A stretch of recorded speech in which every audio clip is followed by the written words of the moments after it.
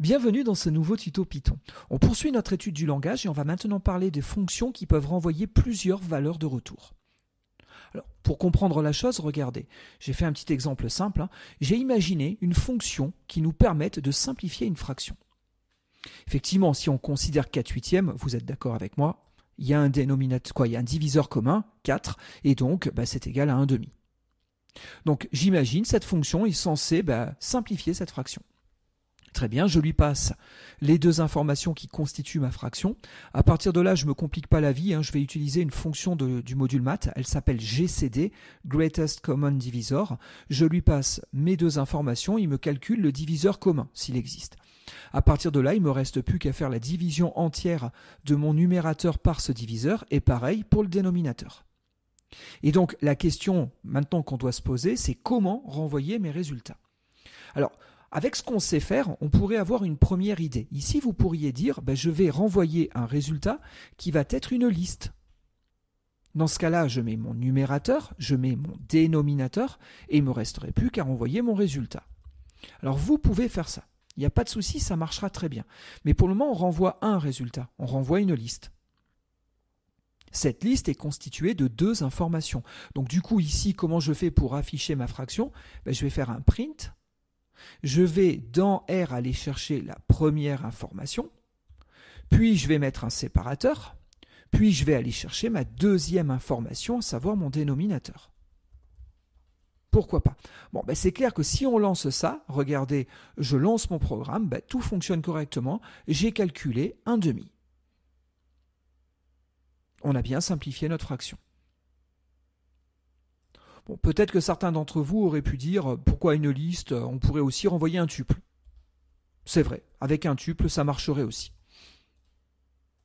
Pour rappel, un tuple, c'est une liste non modifiable. Mais dans tous les cas, je peux aller chercher mes deux informations au niveau du tuple. Donc, j'ai bien calculé 1/2. Alors déjà, je préfère cette solution-là. Pourquoi je préfère cette solution ? Parce qu'on parle souvent de déballage de tuple. D'accord ? C'est quoi, pour rappel, le déballage de tuple ? C'est quand j'extrais deux informations ou plus du tuple dans des variables. Regardez, j'ai un tuple t qui vaut 10, 20, 30. N'oubliez jamais que je peux faire A égale A virgule B virgule C égale T. Et donc, j'ai déballé mes informations du tuple dans mes trois variables A, B et C. Bon, du coup, si je reprends cette idée-là, je peux déballer mon tuple numden à ce niveau-là dans deux variables, mon numérateur, mon dénominateur. Ça me permet ici de ne pas me compliquer la vie avec mes indices et de directement récupérer mes deux parties qui constituent ma fraction. Regardez, je relance ce programme et ma foi, ça marche très bien. On pourrait même aller un cran plus loin. Regardez, ici, alors j'ai un tuple, on est d'accord. Je le stocke dans une variable pour le renvoyer. Pourquoi me compliquer la vie ? J'aurais pu renvoyer directement mon tuple à ce niveau-là. Regardez, je relance ce programme, on continue à parfaitement fonctionner. Mais du coup, on a quand même un warning, je ne sais pas si vous l'avez vu. Le système me dit qu'il y a quelque chose qui ne va pas dans mon programme. Il me dit quoi ? Il me dit que mes parenthèses, a priori, elles peuvent être supprimées. On peut simplifier cette écriture-là et a priori, je pourrais faire ça. Effectivement, avec cette syntaxe, on renvoie plusieurs valeurs de retour. Et ce qui est fou dans l'histoire, c'est que ça continue à marcher à l'identique, regardez. Tiens, ça marche, et j'ai bien récupéré mon numérateur et mon dénominateur. Mais pourquoi ? Regardez, en vérité, en réalité, si on se pose les bonnes questions, qu'est-ce que je récupère là comme chose à ce niveau-là quand je fais mon simplify ? D'accord, je vais mettre une autre fraction pour bien vérifier que tout fonctionne bien. On va avoir 11 77e. On est d'accord, là mon diviseur commun c'est 11, donc c'est 1 sur 7. D'accord, ça c'est pas très très grave, mais regardez, si je fais un print de choses, c'est quoi la chose que je récupère ? Oui, en vérité c'est un tuple. D'accord. Donc en vérité, cette façon de faire me calcule automatiquement le tuple avec toutes les valeurs que j'ai écrites à ce niveau-là, et donc ça me permet le déballage de tuples pour après récupérer mes résultats dans mes variables. Et donc voilà comment coder une fonction qui renvoie plusieurs valeurs de retour. Bon, j'espère que tout est à peu près clair arrivé à ce stade-là. Alors il faut savoir une chose, des fonctions dans la librairie Python ou dans d'autres librairies supplémentaires que vous pourriez télécharger qui renvoient des valeurs multiples, ça arrive assez fréquemment. Regardez, je vous ai préparé un petit exemple ici. Cet exemple, il utilise une librairie dont je n'ai pas encore trop parlé, c'est juste un petit exemple qui m'est passé par la tête, c'est la librairie PySide 6. Si ici vous faites un pip install PySide 6, ça installe cette librairie. Cette librairie, elle permet principalement de faire de l'interface graphique. Elle ressemblerait, dans une certaine mesure, à Tkinter, pourquoi pas. Bon, très bien. À partir de cette librairie, ici, je vais utiliser une classe. D'accord ? Je ne parle pas trop de ces choses-là. Je vais faire plus tard toute une série du tuto dédié à PySide, donc on y reviendra.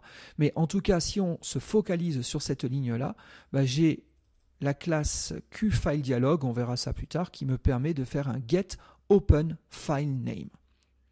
Bon, ici, je lui passe des paramètres. Normalement, une boîte de dialogue devrait s'ouvrir par rapport à une fenêtre graphique.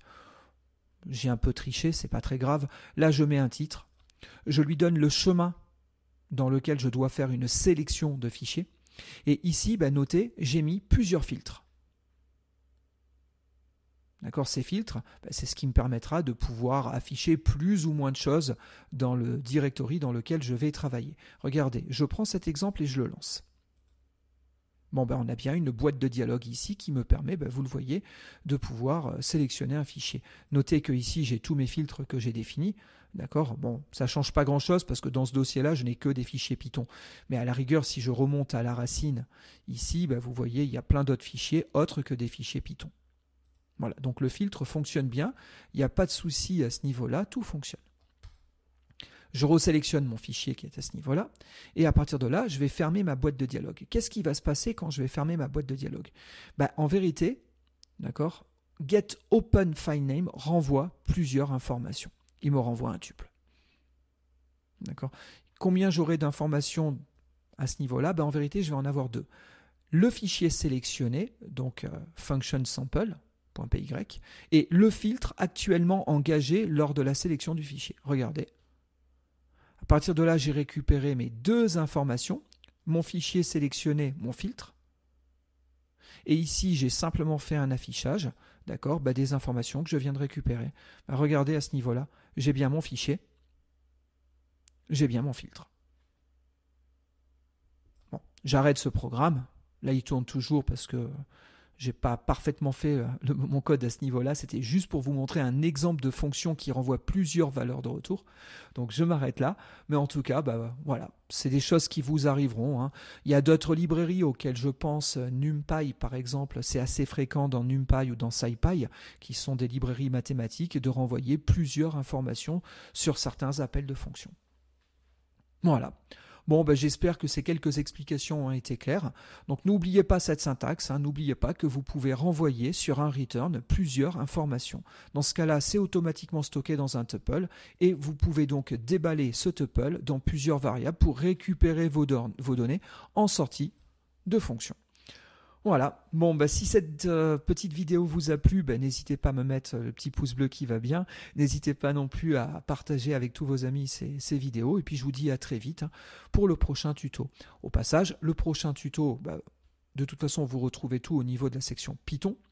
Vous allez ici sur le tuto Python, vous avez la table des matières. Et donc, le prochain tuto, on va voir comment accéder à des variables globales au sein de nos fonctions. Ça peut paraître tout bête, mais c'est pas si simple que ça. Bon, j'essaierai de vous expliquer pourquoi, et on verra qu'est-ce qu'on a comme solution pour pouvoir se sortir de ce genre de problématique. Voilà, à très vite, bye.